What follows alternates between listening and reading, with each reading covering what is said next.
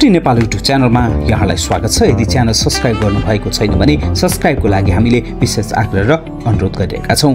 आज हामीले गत चैत 15 गते राजावादीहरूको आन्दोलन, त्यसपछि भाटबटिनी सुपरमार्केटमा भएको लुटपाट र लुटपाट गर्न आउनेहरूलाई त्यहाँका सुरक्षाकर्मी कृष्ण प्रसाद पराजुलीले भाटा हानेर भगाएको र त्यसलाई सबै नेपालीले प्रशंसा गरिरहेको सन्दर्भ आज हामीले यहाँ जोड्न खोजिरहेका छौँ।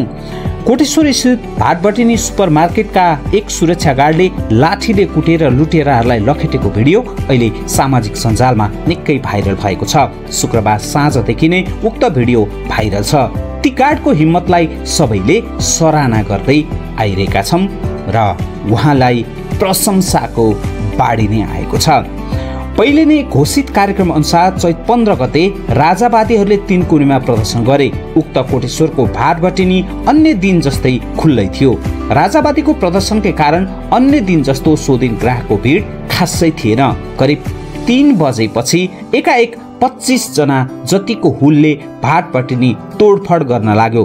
भाटबटिनीमा ढुङ्गा मुढा पर्साउन थाल्यो। भवनका सिसा फुटाउनका साथै भाटबटिनी हातामा रहेका सवारी साधनहरू फोड्न लागे। प्रदर्शनकारी एकाएक आक्रामक बनेर आएपछि गार्ड लगायत त्यहाँको व्यवस्थापन पछि सर्यो, किनकि त्यतिखेर प्रहरी प्रशासन त्यहाँ थिएन।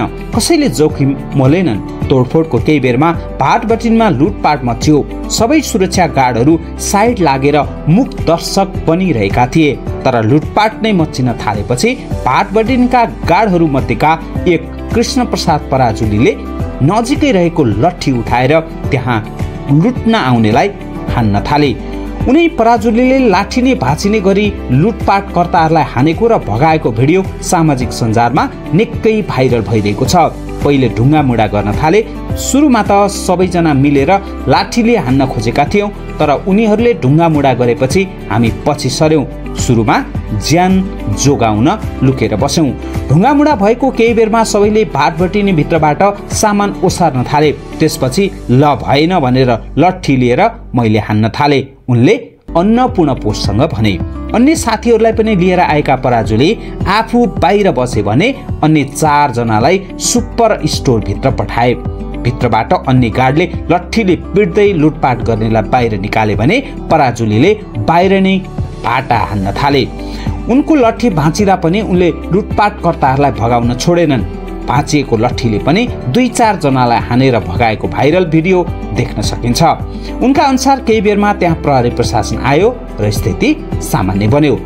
भाटबटिनीमा कुल 16 सुरक्षा गार्ड छन्, जसमा पराजुली सहित 4 गार्ड भाटबटिनीका हुन् भने बाँकी सेक्युरिटी एजेन्सीहरूबाट आएका छन्। पराजुलीले भाटबटिनी सुपर स्टोरमा सुरक्षा गार्डको काम गरेको करिब 22 वर्ष भयो। पहिले नक्साल स्थित भाटबटिनीमा रहेका उनी कोटेश्वर शाखाको भाटबटिनीमा काम गर्न थालेको पनि 10 वर्ष हुन लाग्यो। उनी त्यहाँ सुरक्षा गार्डका सुपरभाइजरको रूपमा कार्यरत छन्। उनको जन्म सिन्धुपाल्चोकको चौतारा साँचोगढी नगरपालिका साबिकको बतासे गाविसमा हो। उमेरले 50 टेक्न लागेका उनले त्यो दिनको जोस 22 वर्ष छिटो जस्तो देखिन्थ्यो। आफ्नो ज्यानको पनि परवाह नगरी लुटपाटकर्ताहरूसँग उनी भिडे। डराउनु त हुँदै भएन नि, डराएर झन् काम नहुने भयो। आफूले काम गरेको ठाउँ, रोजीरोटी दिने थलोमा लुटपाट मचिन थालेपछि अघि बढेको हुँ। यो मेरो जिम्मेवारी हो, मैले जिम्मेवारी वहन गरेको हुँ, उनी भन्छन्। शुक्रबारको प्रदर्शनमा धेरै अराजक भिडियोहरूको बीचमा उनको भिडियोले बहादुरी र जिम्मेवारीपन इङ्कित गरेको छ। हेर्दा हेर्दै भाइरल पो हुनुभयो त। यस विषयमा परिवारले के भने त जिज्ञासा मेटाउँदै उनी मुसुक्क हाँसेर भने, परिवारले राम्रो गर्नुभयो भने। सोही दिन साँझ नै भवन अवलोकन गर्न आएका सुपर स्टोरका अध्यक्ष मेन बहादुर गुरुङले पनि उनको कामको प्रशंसा गर्दै उहाँलाई स्याबासी दिए। गुरुङले सुपर स्टोरको पुरानो र असल मान्छे, उहाँले धेरै राम्रो काम गर्नुभयो भनेर पराजुलीले खुसी हुँदै सुनाए। व्यवस्थापनले पनि उनको त्यो दिनको बहादुरको सराहना गरेको बताए।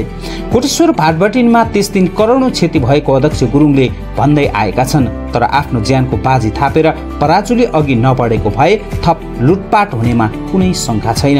एउटा ढुङ्गा मात्रै लागेको भए के हुन्थ्यो तपाईलाई भन्ने प्रश्नमा उनी भन्छन्, जोखिम त थियो तर त्यो भन्दा बढी कर्तव्य ठूलो भयो। लाठीले हानेर भगाउँदै गर्दा पराजुलीले ती प्रदर्शनकारी र लुटपाटकर्ता एकै हुन् या फरक हुन् भने छुट्याउन सकेनन्।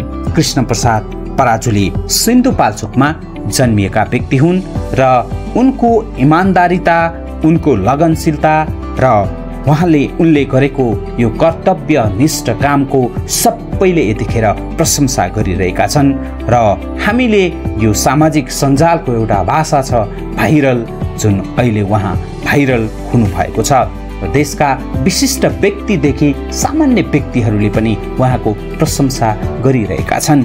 हामीलाई आशा छ उहाँले जुन आफ्नो जिम्मेवारी निर्वाह गर्नुभएको हो, उहाँले आफ्नो कर्तव्य निर्वाह गर्नुभएको हो, उहाँले इमानदारीपूर्वक आफ्नो कामको जिम्मेवारी पुरा गर्नुभएको हो।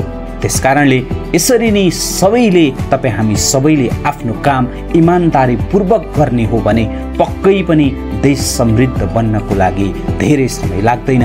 यो अत्यन्तै असल र उहाँले उदाहरणीय काम गर्नुभएको छ।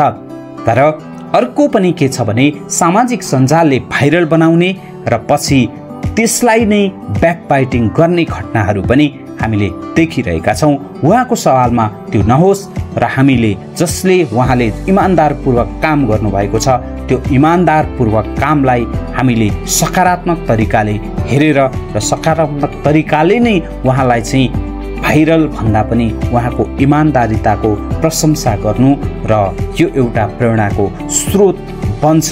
यो सकारात्मक कुराहरू मात्रै यतिखेर हामीले उहाँको विषयमा प्रचार गर्नुपर्छ जस्तो लाग्छ। र आजको भिडियो कस्तो लाग्यो यो हामीले